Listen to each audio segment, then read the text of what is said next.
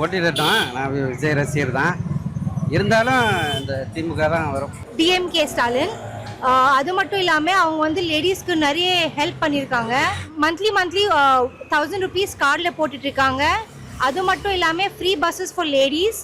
அப்புறம் play grounds இருக்குது. அடல்ட்ஸ்க்கு walking ஸ்பேஸ்க்கு play கிரவுண்ட்ஸில் சில்ட்ரன்ஸ்க்கு விளையாடுறதுக்கு ஊஞ்சலெல்லாம் கட்டியிருக்காங்க.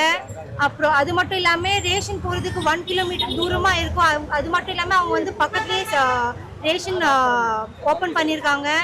இன்னும் நிறைய புதுசாக அவங்க வந்து நம்ம சென்னை மக்களுக்காக இன்னும் செஞ்சுட்டே இருக்காங்க, இன்னும் செஞ்சுட்டே இருப்பாங்க. So my vote is for DMK Stalin. DMK. எதனால இப்போ 234 தொகுதியிலே இவர் வேட்பாளர் நிற்க வைக்கிறதுக்கு முடியல இவரால். இப்போ ஒரு பில்டிங் கட்டினா யாருக்கிட்ட கொடுக்கணும்? அனுபவம் வாய்ந்த ஒருத்தர்கிட்ட தானே கொடுக்கணும். அனுபவமே இல்லாத ஒருத்தர்கிட்ட கொடுத்தா எப்படியாது? புதுசாக விஜய் வந்திருக்காருன்னா இதுவரைக்கும் மக்களுக்கு அவர் என்ன செஞ்சுட்டு வந்திருக்காரு அதை நான் கேட்குறேன். எதுவுமே செய்யலை. அவருக்கு ஏகப்பட்ட பிரச்சனை இருக்கு. ஓகேவா? அதனால இந்த இடத்துல அடுத்த ஆட்சி டிஎம்கே தான் வரும், மீதி எதுவும் வராது. நான் திமுகவுக்கு தாங்க போடுவேன். எதனால? அவர் நல்லது செய்கிறாரு. மாதம் 1000 ரூபா கொடுக்குறாரு. இன்றைக்கி பார்த்தீங்கன்னா கல்விக்கு வந்து அவ்வளோ உதவி செய்கிறாரு. படிக்கிற பிள்ளைங்களுக்கு ஃப்ரீ பஸ்ஸு. நம்ம அதுக்கு முன்ன 1 ரூபா 4 நாள் கம்மியாக இருந்தால் கூட கீழே இறக்கி விட்டு போவாங்க பஸ்ஸுக்காரங்க. இப்போ ஃப்ரீயாக எங்கே வேணாலும் போகலாம், எங்கே வேணாலும் வரலாம். அந்த அளவுக்கு அவர் வசதி பண்ணுறாரு. வெளிநாடு பில்டிங்கில் பார்த்தா டிவியில் பார்த்தோம்.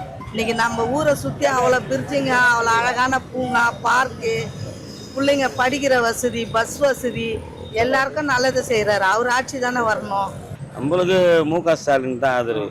நம்ம முதலமைச்சர் இருக்கார் பார்த்தீங்கன்னா அவருக்கு தான் ஆதரவு. நம்ம ஏன்னா இருக்கிற இந்த நம்ம பெரம்பூர் தொகுதியில் பார்த்தீங்கன்னா இத்தனை வருஷ காலத்தில் நம்ம இப்போ வந்து அவ்வளோ நல்லது பண்ணியிருக்கிறார்.